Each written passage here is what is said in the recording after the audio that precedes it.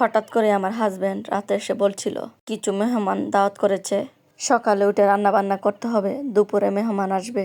কিন্তু আমার কোনো রকমই প্রস্তুতি ছিল না, যেহেতু মেহমান দাওয়াত করলে অনেক আইটেম করতে হয়। আসসালামু আলাইকুম, কি অবস্থা সবার? সবাই কেমন আছেন? আলহামদুলিল্লাহ, আমি তো অনেক ভালো আছি। Welcome to new blog. আপনাদের মাঝে আবারও প্রতিদিনের রান্না বান্নার ভিডিও নিয়ে চলে আসলাম। প্রতিদিনের বলতে আমার হাজবেন্ড হঠাৎ করে রাতে এসে বলছিল কিছু মেহমান দাওয়াত করেছে, কি আর করার। সকালে উঠে কাজের আপাকে খবর দিলাম চলে আসার জন্য, যেহেতু প্রতিদিন কাজের আপা রেড করে আসে। কিছু মেহমান দাওয়াত করার কারণে রান্না বান্না করতে হবে, কাজও বেশি, যার কারণে কাজের আপাকে খবর দিয়ে দিলাম। কাজের আপা এসে আমাকে সবকিছু কুটে বেছে দিল।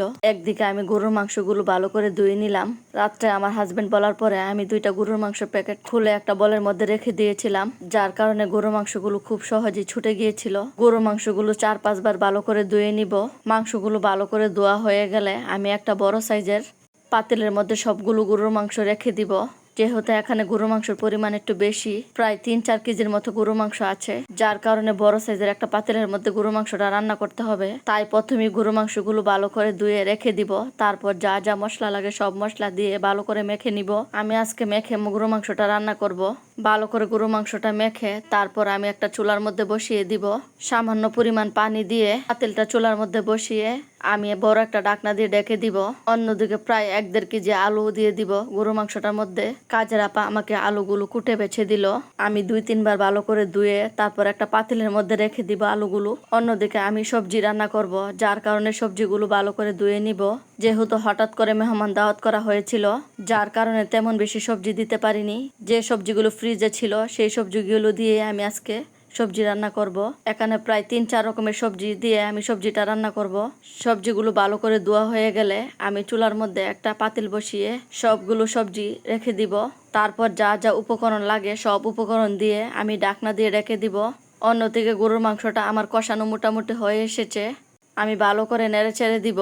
যতক্ষণ না গরু মাংসটা মোটামুটি সিদ্ধ না হয় ততক্ষণ কষিয়ে নেব। গরু মাংস কষানো হওয়া আগ পর্যন্ত আমি আলু দিব না, ভালো করে নেড়ে চেড়ে তারপর ঢাকনা দিয়ে ঢেকে দিব। অন্যদিকে সবজিটা ভালো করে নেড়ে চেড়ে দিব। যেহেতু সবজিটা মশলা দেওয়ার পর আমি নাড়াচাড়া করিনি, সবজির মধ্যে আমি সামান্য পরিমাণ মসুরির ডাল ইউজ করব, যার কারণে মসুরির ডালগুলো ভালো করে ধুয়ে এখন সবজির মধ্যে দিয়ে দিব। দিয়ে ভালো করে নেড়ে চেড়ে নিব। সবজিটা ভালো করে নেড়ে চেড়ে তারপর ঢাকনা দিয়ে ঢেকে দিব। এরই মধ্যে গরুর মাংসটা আমি একটু নেড়ে চেড়ে দিব। যেহেতু গরুর মাংসের মধ্যে পানির পরিমাণ কম দিয়েছি, যার কারণে তরকারিটা একটু লেগে যেতে পারে, তাই কিছুক্ষণ পর পর নেড়ে চেড়ে দিচ্ছিলাম। অন্যদিকে সবজিটা মোটামুটি হয়ে আসলে আমি কুটে রাখা টমেটো দিয়ে দিব। আমি প্রায় এখানে 3-4টা টমেটো ব্যবহার করেছি। অন্যদিকে গরুর মাংসটা কষানো হয়ে গেলে আমি দিয়ে দিব কুটে রাখা আলু। সবগুলো আলু দিয়ে তারপর আমি ভালো করে নেড়ে চেড়ে নিব। আলুগুলো দিয়ে আমি কিছুক্ষণ কষিয়ে নেব। এখন আমি কোনো পানি ব্যবহার করব না।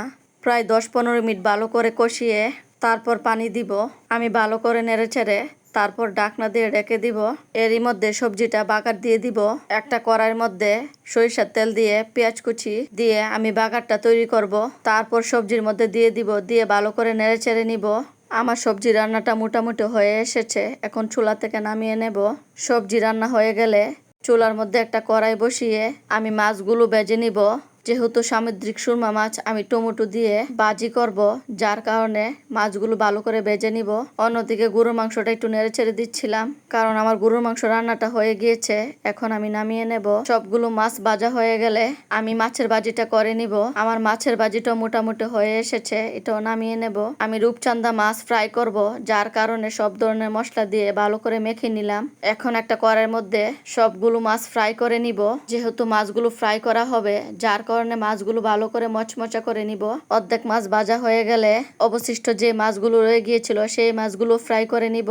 আমার সব রান্না বান্না মোটামুটি হয়ে এসেছে।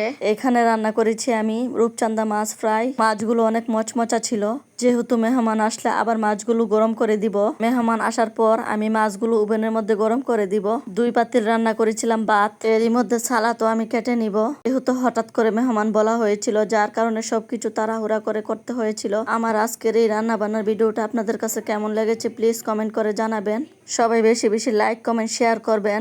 সবাই ফ্যামিলি ব্লগের পাশে থাকবেন, ভালো থাকবেন। সবাইকে আল্লাহ হাফেজ।